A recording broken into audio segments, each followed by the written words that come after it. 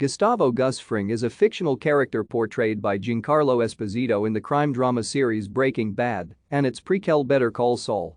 He is a Chilean-American major narcotics distributor in the Southwestern United States who uses several legitimate businesses, including a chain of successful fried chicken restaurants called Los Pollos Hermanos and an industrial laundry facility called Lavandería Brillante, as fronts for a vast drug operation.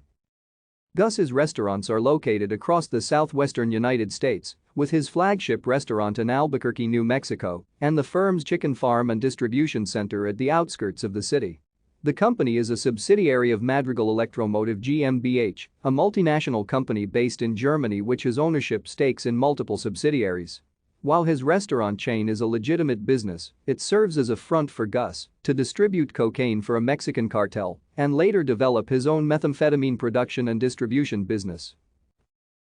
Thank you for watching. Like and subscribe if you would like to view more of our videos. Have a nice day.